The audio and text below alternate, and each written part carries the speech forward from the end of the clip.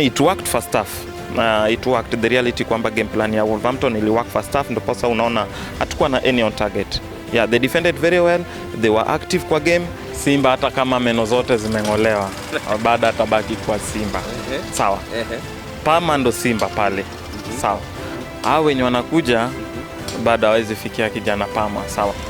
Wiki moja baada ya kurindimwa magoli 2-1 na Aston Villa ndani ya uga wa Villa Park, Arsenal wamerejea mchezoni baada ya kumtandika Wolverhampton Wanderers magoli 2-1 mbele ya zaidi ya mashabiki 60,000 ndani ya uga wa Emirates. Kwingineko, Liverpool walitandika klabu ya Brighton magoli 2-0, mchezaji Hugo Ekitike akicheka na nyavu mara mbili kwenye mechi hiyo. Cole Palmer na Malo Gusto walicheka na nyavu na kuisaidia Chelsea kuipiku Everton magoli 2 bila jibu. Kwenye ratiba ya mechi za ligi kuu nchini Uingereza, Newcastle United watamenyana na Chelsea ndani ya uga wa St James Park. Liverpool wamenyane na Tottenham Hotspur ndani ya uga wa Tottenham Hotspur Stadium. Kisha Arsenal wamenyane na Everton, na vile Manchester United wazike na udhia na klabu ya Aston Villa ndani ya uga wa Villa Park. Hii leo tunakwenda kuungana na shabiki shakiki wa klabu ya Arsenal kutathmini yanayoendelea ndani ya ligi kuu ya soka Uingereza. Mambo vipi watu wangu wa EPL mtaani? Karibu ndani ya show bab kubwa, mpango mzima wa EPL mtaani. Hii ni show inayokuletea ratiba na vile matokeo ya ligi kuu ya soka nchini Uingereza. Leo tunaungana na shabiki shakiki wa Arsenal. Mambo vipi bro? Shwari kabisa, yani shabiki namba 1 Voi wa Arsenal. Kama si Msao, si mwingine. Wanakuita nani? Naitwa John Odhiambo Msao. John Odhiambo Msao. Safi Msao. Mechi kati ya Arsenal na klabu ya Wolverhampton Wanderers magoli 2-1. Bao la ushindi likitiwa katika dakika ya 94. Unazungumziaje mechi hiyo na unadhani Arsenal walionyesha mchezo wa kupendeza kwenye mechi dhidi ya Wolves? Our game against Wolves haikuwa rahisi, na imekuwa haikuwa rahisi immediately tuliingia uwanja. Kwa sababu tulidhani ni rahisi before tuingie uwanjani, but immediately tuliingia uwanjani tukagundua kwamba si rahisi, because Wolves ilikuja ikijipanga, walikuwa wamejipanga ipasavyo, na nile kujikakamua kwetu ndio ilifanya tukue na ushindi. So our game against Wolverhampton, it wasn't an easy game. It wasn't an easy game, it was a die-to-die game. A die-to-die game in that ilikuwa ni game against ile team iko top of the table na ile team iko chini, and team iko chini wanted to prove kwamba ingawa watu wanaona tuko chini, lakini we wanna tell you sisi pia si mchezo. So it wasn't an easy game, na Arsenal waliweza kusweat for the win. Arsenal haikuwa na shot on target katika kipindi cha kwanza, jambo ambalo hatujalizoea sana kwenye ligi kuu ya soka Uingereza. Actually Arsenal ndio huwa wananyima timu zingine shot on target. Unazungumziaje hilo? The game ya jana, particularly first half, kutoka bila shot on target ilikuwa jambo lenye ilikuwa inahuzunisha sana, in particularly kwa sisi mafans, because unapata Wolves pale first half walienda kwamba wanaenda kudefend, because unaona the strategy yenye coach alitumia against Manchester United was totally different na yenye alitumia na sisi. Unapata he had got certain changes because walijua the Arsenal team, na akamua na game plan yake. So the game plan, it worked first half. It worked. The reality kwamba game plan ya Wolverhampton ili work first half, ndipo sasa unaona hatakuwa na any on target. They defended very well, they were active kwa game, na walikuwa wanapatana vizuri, walikuwa wanaelewana. Kwa sababu unapata Chan ndo alikuwa pale striker na ni midfielder, ndipo sasa unapata wakipata bao inarushwa direct, at least waweze kupata counter attack, but the rest of the players wako kule nyuma to defend ili Arsenal isipate goal wala kupata on target.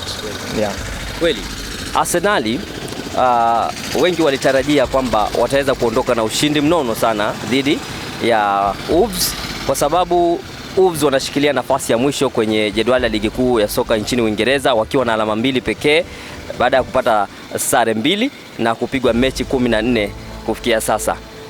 Unazungumziaje hilo ukiangalia Arsenal wanaongoza ligi na labda wangefanya vizuri zaidi kuliko vile walivyofanya dhidi ya Wolves? In fact it was a 90% prediction ya watu kwamba Arsenal it win with a big margin, bigger margin, and Wolverhampton pia walikuja kuprove kwa watu kwamba si hivyo venye mlikuwa mnafikiria. Ingawa watawin, but they have to sweat for the game. Yeah, so this ilikuja because of unapata the current situation ya Wolverhampton, the game plan yao, the position yenye wako nayo, venye wamekuwa wakicheza compared to Arsenal, game plan, position na venye wamekuwa wakicheza. So it was a 90% prediction kwamba Arsenal lazima wa win with a bigger percentage. But it is what it is. This is football, anything can happen anytime. Na kandanda lazima ipewe heshima ya kabumbu. Unapata unaweza kuje udharau timu ndogo na hiyo timu ndogo ndio ikuje kwambia ndugu yangu sisi sote ni wa EPL. So that's one thing that Wolverhampton ilikuwa inajaribu kutuprovia kwamba you don't know the reason as why tumekuja hapa na mjui jinsi ambavyo tulifika hapa hivi. We can be at the bottom of the table but nyinyi kukua juu pale hamwezi tuambia kitu. So they played a good game and haikuwa rahisi kwa Arsenal. Arsenal had to sweat for the win and so it ilikuja directly. We had to sweat with tension mingi sana. Yeah. Safi. Bukayo Temidayo Saka ambaye kufikia sasa amefungia Arsenali magoli 4 kwenye ligi kuu ya soka Uingereza kwenye msimu huu wa 2025-26 aliweza kutajwa mchezaji bora wa mechi hiyo dhidi ya Wolverhampton Wanderers. Unamzungumziaje Bukayo Saka kwa sababu mechi ya jana au mechi dhidi ya Wolves ilikuwa mechi ambayo aliweza kutamba?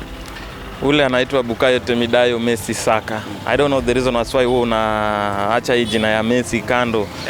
Acha kijana aitwe kijana, acha mzee aitwe mzee, acha Kingpin aitwe Kingpin. Unapata the game ya Bukayo Saka. Mimi huwa nawaambia kila siku jamani star boy. Unapata ukiangalia the first goal kona yenye alileta ikagonga post keeper kaingia nayo kwa kuwa na budi la ingie tu ndani.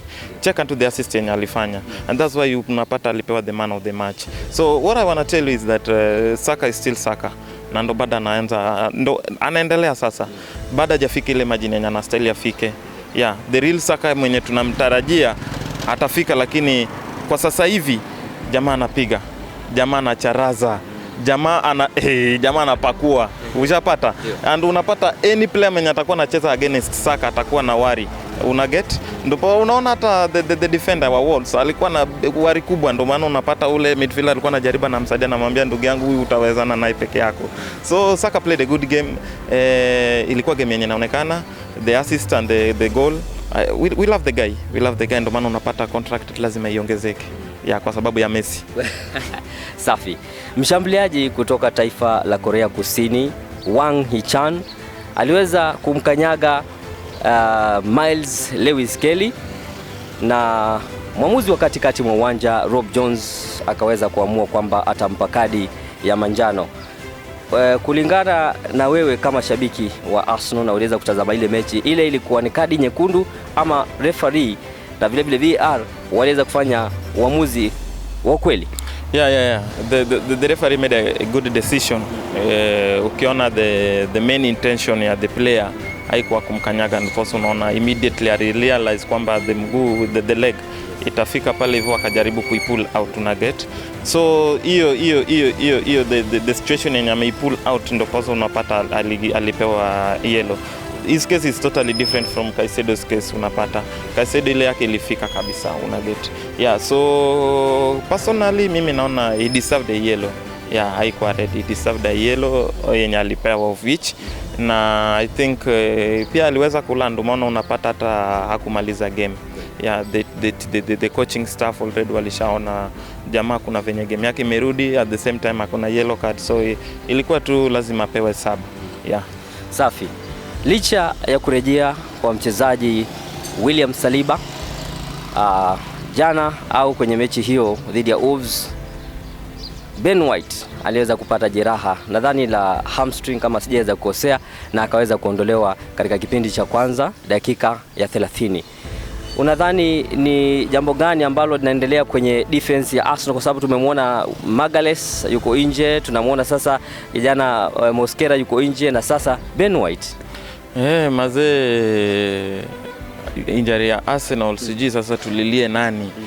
Hatujui tulilie madaktari ama wale wa physical fitness team.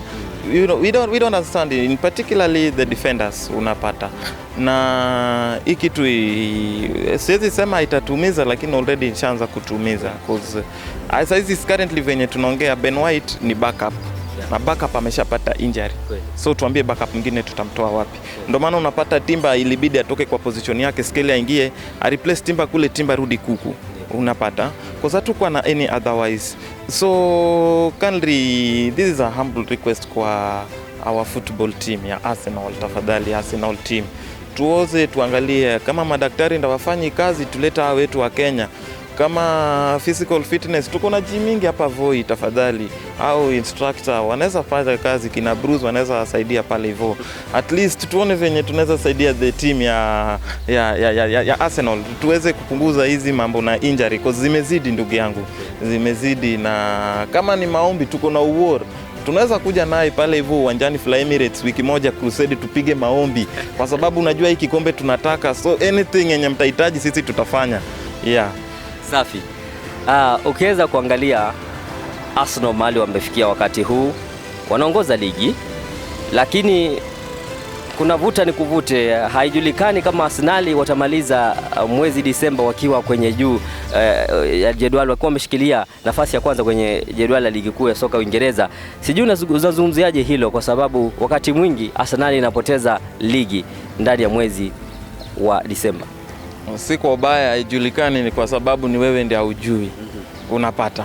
Lakini sisi kama mashabiki wa Arsenal, mambo na ligi tulishafunga kazi, sawa. Sasa we kama bado unazungumzia Disemba na sisi tuko Mei, nashindwa kuelewa. There is a stiff competition against Manchester, Arsenal and Man City, and si rahisi, but the assurity that we have with our players ni kwamba December tutamaliza tukiwa top of the table. Yani Christmas tunaenjoy tukiwa juu, Happy New Year tunaenjoy tukiwa juu, pala tutoki. Pale venye tuliingia hatutoki.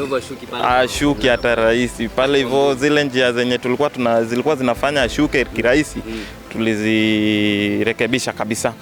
So it's not easy, ndio maana unapata when we lost against Aston Villa ilikuwa ni kwamba tumelose EPL, yani tumelose the league. Ina show a direct picture of what the players wanna feel.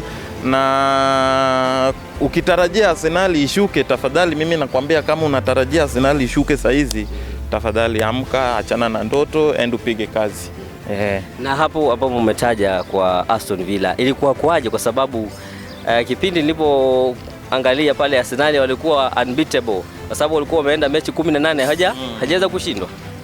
Game yetu na Aston Villa kuna venye wameshazoea na wataipokea hiyo kichapo. If you recall ligi ya 2024-2025, there is a game yenye tulilose against Aston Villa, na hivyo ndo Man City kaenda ikabeba league. So the same mistake hatutaki tuifanye second leg. Hiyo game Aston Villa waliwin. A win is a win. However match imefungwa dakika ngapi, walitupiga. But this is a message we want to send to Aston Villa Club kwamba mjitayarishe, mkuje Emirates na mtatuambia kwa nini mlifanya hivyo Villa Park. Ile ya Villa Park will double it, tutawapiga. Na si leo, si kesho, tutawapiga. This is the information. Take it to the Villa Park and take it to the bank. Kwamba Aston Villa chenye mlifanya kule Villa Park, mtarajie Emirates, mtajua hamjui. Safi. Cole Baridi Palmer, kijana nambari 10, jezi nambari 10 wa klabu ya Chelsea, aliweza kufunga bao lake kwenye mechi dhidi ya Everton, na vile vile Malo Gusto akacheka na nyavu pale na kuisaidia Chelsea kupata ushindi wa magoli 2-0. Namzungumziaje kijana Ice Cole Palmer na vile vile kikosi cha Enzo Maresca kwa wakati huu? Palmer is a player, that guy is a man. Ni jamaa mwenye ako fantastic, ni jamaa mwenye ukiwa naye uwanjani hata kupea hopes kwamba he can deliver. Na ni chenye aliweza kufanya jana when they played against Everton. Uliona the goal, it was a classic goal, it was a cold goal, okay? Na mimi so far Palmer as a player huwa nimemrespect, because he's a guy mwenye atakwambia he is the man. He is the man. Na without him pale hivyo Chelsea huwa kuna venye inaletanga shida kidogo, but akiwa ndani, I'm telling you, Chelsea inaweza improve pole pole. So Palmer is a player, is a man of his words. Mwenye akisema na deliver, he will deliver venye amesema, and that's why ni tegemeo pale Chelsea Football Club. Kweli kumekuwa na gumzo wakati Cole Palmer alikuwa amepata jeraha la groin, na mashabiki wa Chelsea walikuwa wanampigia kelele sana yule bamdogo Estevao Willian, wakisema kwamba licha ya Palma kukosekana tupo na Estevao.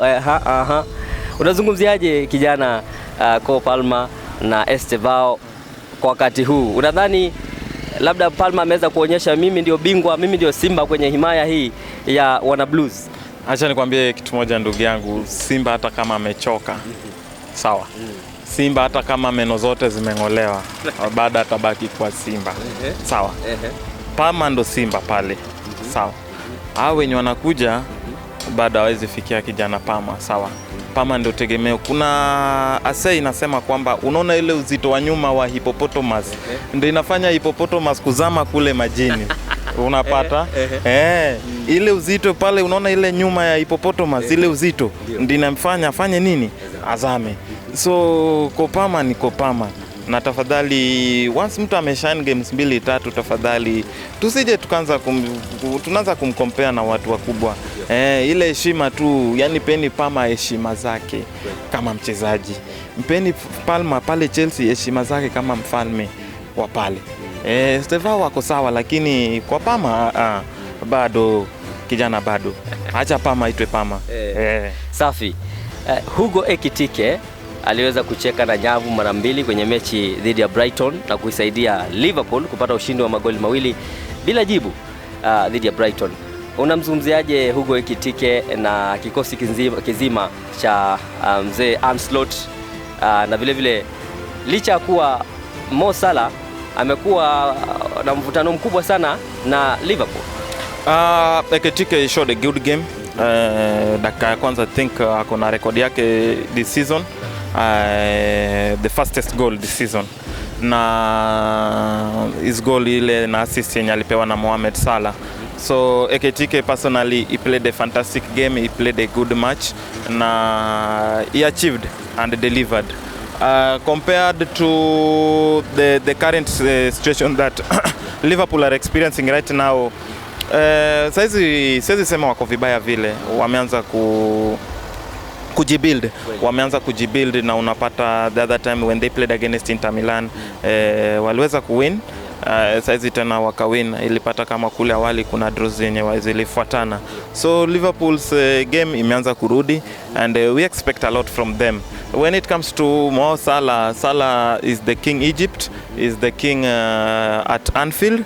Tafadhali tupe, mimi nakwambia kila siku, tafadhali mfalme tumpe tu heshima zake za ufalme, sawa. Mfalme, usione mfalme ametulia ukadhani unaambiwa usione simba amenyeshewa ukadhani ni paka. Unapata mnaweza ona Salma ametulia mazee, lakini ule jamaa Mohamed mfalme Salah, tafadhali Liverpool apewe tu heshima yake, because without that guy saizi the current Liverpool ingekuwa the current Liverpool with the history that they made wakiwa na Mohamed Salah. Yeah. Na Mo Salah anaondoka kuelekea AFCON. Unadhani ataweza kurejea Liverpool ama Januari ataweza kuondoka pale ugani Anfield? By look of things, Salah tarudi Liverpool. That is a message yenye at least ilifikia the club management, kwamba without this guy kunaweza leta shida. I think uliona vuta ni vute yenye imekuwa hapo hivyo awali because of one single person mwenye ni Mohamed Salah, na ikabidi the coach change the system yake haraka aweze kumleta tena back to the squad. Unapata when they played against Inter Milan he wasn't in the squad, but ikabidi their game against Brighton aletwe. So by look of things Mohamed Salah atarudi. Hizi vitu ni zenye zinapen hapo hivyo. The same Liverpool when Gerrard was a captain, he had got the same issues. Hizi ni vitu zenye wazi vinakuja, in particularly kwa players and the club. So nile kidogo tu ya pale hapa na pale, but at the end of the day vitu vitarudi sawa. Salah atarudi, atakuwa naanza kama kawaida, because the guy is the king. Yeah. Na unadhani wachezaji kutoka bara la Afrika huwa wanaonewa sana wakisipofunga mabao wakilinganishwa na wenzao wa ngozi nyeupe wa upande mwingine? Kwa mfano Mo Salah aliweza kusema kwamba Harry Kane kuna kipindi akiwa Tottenham aliweza kuenda nadhani mechi 10 hajafunga bao hata moja, lakini walikuwa wanamwaminia, lakini yeye mechi kidogo amekosa kufunga bao wamesahau yote ambayo wamefanya, wameanza kumzungumzia. Unadhani hilo ni swala kubwa ambalo linaendelea kwenye ligi kuu ya soka Uingereza? Yeah, not only in EPL but in particularly all the Premier League zenye ziko kule Ulaya unapata compared to Africa ukiona the Africa players kuna venye they are being ranked. Yeah, these are the kind of players wenye once umestop kudeliver watakusahau. A good example apart from Salah, Osimhen unapata Osimhen alikuwa akiwa was it Galatasaray ama Napoli? Yeah, unapata Osimhen at first alideliver. Sawa. And then kukakuwa na issue tudogo and that's how walimsahau. So hata wako wanataka kumsikiza. Yes, it's not chenye may happen mara ya kwanza. This is one thing yenye ina happen. So it's a direct message to our Africa footballers kwamba expect vitu kama hivyo vita happen, and those are the kind of the challenges that you want to experience in football. So ni wewe kujikakamua, believe in yourself, it is what it is. Iki happen imekuja sawa, find a way through ya kuendelea unapata. And that's one thing I think it's a message yenye ilifika kwa Salah. Yeah, because his football career lazima iendelee, na however much amekuwa criticized hapo nyuma, itabidi tu ajikakamue and then ajibuild, arudi back to the form. Yeah. Wewe ungempendelea Mo Salah aende zake kule Saudia kwa sababu kuna vilabu vingi vinamhitaji kule. Kuna Etihad, kuna vilabu vimekuwa vikibisha hodi pale kwenye lango la Liverpool, lakini hajakubali kwenda kule. Unadhani ungemwambia Mo Salah arejee ama arejee England ama aende zake kule Saudia kwa sababu labda umri wake wa miaka nadhani 33 unazidi kusonga mbele? The message that I have for Mohamed Salah ni kwamba time ikifika ya kwenda Afrika aende tu. But if in any case but there is something that he still want to achieve in Liverpool, let him just take and achieve it. Ama ni by the end of the season atakuwa naenda at least abaki na legacy within the club. Unapata apewe ile heshima ya one of our legends, sawa, kwa club unapata. Currently Salah ameshabeba almost everything with the Liverpool Football Club, na kama chenye imebaki ni ku make history, ndo sasa amengoja ama ndo sasa anafanya. So once amemalizana na mambo na history, if it's the right time kwenda, kindly Salah Mohamed, wewe fika kule, piga kule pia. Safi. Mtazamaji, tunaingia ndani ya kitengo cha ubashiri wako. Hiki ni kitengo kinachoangazia matokeo au mechi ambazo zitaweza kuja. Shabiki tunamweka pale kwenye kijiwe, anasema mechi inayokuja itakuwaje, kwa faida tu ya mwekezaji yule ambaye anaamini kwamba anaweza akapata mihela kupitia kwa kuwekelea bet. Leo tunakwenda kuangazia mechi za Carabao Cup quarter finals, mechi za robo finali ya Carabao ambazo zinakuja wiki hii, na vile vile ratiba ya mechi za ligi kuu ya soka nchini Uingereza. Mechi ya kwanza ni mechi kati ya Cardiff na Chelsea. Unazungumziaje mechi hiyo na ubashiri wako? Cardiff Chelsea win. Chelsea win. It's a direct win kwa Chelsea. Wata qualify direct to semi-final against Cardiff. Safi. Manchester City Brentford. Man City win. Man City wata go direct. Safi. Na Man City there is possibility watakutana na Chelsea kwa semis. Newcastle na Fulham on Wednesday. Newcastle wata win and they'll qualify. Yeah, Arsenal Crystal Palace. It's a direct win. Arsenal ni kitu ya kawaida hiyo tumezoea. Tutawin against Crystal Palace. Si mara ya kwanza kumpiga Crystal Palace, tulipiga first leg 1-0 na bado tutairejelea. Safi. Kwenye mechi za ligi kuu ya soka Uingereza, Newcastle United dhidi ya Chelsea saa 9:30 siku ya Jumamosi. That's an early kick-off. Newcastle Chelsea, give it a draw.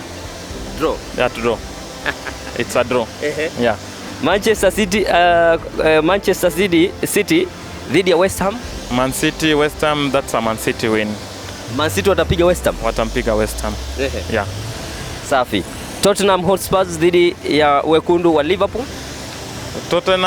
Liverpool predicting it si rahisi, but kwa wale wenye wanaweka over 1.5 italipa. Na kwa wale wenye wangependa pia wajaribu bahati yao, Liverpool tafadhali pea Liverpool kichwa. Naam. Everton dhidi ya Mwanabunduki Arsenal. Everton Arsenal, it's a direct win kwa Arsenal.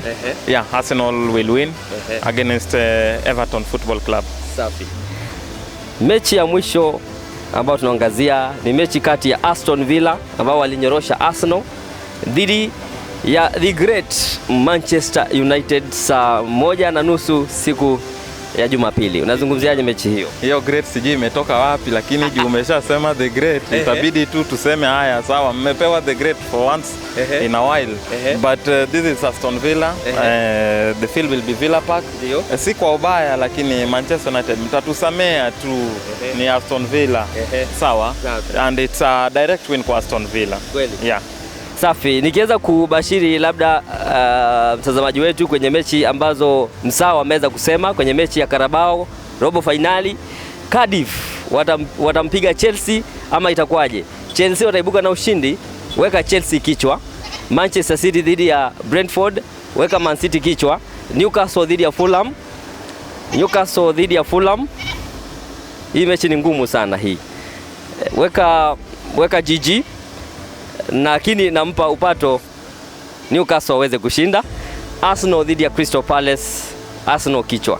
Kwenye Premier League, Newcastle dhidi ya Chelsea. Hii mechi itatoka, nampigia upato Chelsea aweze kushinda mechi hii. Manchester City dhidi ya West Ham, Man City watashinda dhidi ya the Hammers. Tottenham Hotspur dhidi ya Liverpool, Liverpool watampiga Spurs. Hata kama Spurs wako nyumbani watapigwa na Liverpool. Everton dhidi ya Arsenal, weka Arsenal kichwa. Aston Villa versus Man United, weka Aston Villa kichwa. Kichwa. Uza kila kitu. Shamba yako yenye iko kule nyumbani tafadhali ichukue, meza, kitanda, rushia Aston Villa na wewe ngoje matokeo. Au sio? Ngoja fuata pesa yako pale KCB. Safi sana mtazamaji wetu wa show bab kubwa EPL Mtahani. Hii ilikuwa ni show moto kabisa kuhusiana na klabu ya Arsenal na vile Chelsea na Liverpool kwenye ligi kuu ya soka nchini Uingereza. Huyo ni shabiki wa klabu ya Arsenal kwa jina la John Msau. Yupo kwenye TikTok, nenda mfollow pale. Na mimi ni Kinda Mkandamizaji Wycliffe Musau. Bonyeza kidude kwenye YouTube, subscribe, like na upige share. Hadi Jumapili ijayo, kwa heri. Na kuacha kwa msemo kwamba siku ya nyani kufa, kila mti huteleza. Kwa heri.